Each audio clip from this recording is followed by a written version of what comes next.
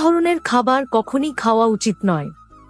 1 নম্বর, যে খাবারের উপর কেউ পা ফেলেছে বা কেউ খাবারের উপর দিয়ে ডিঙিয়ে গেছে, এমন খাবার কখনই খাওয়া উচিত নয়।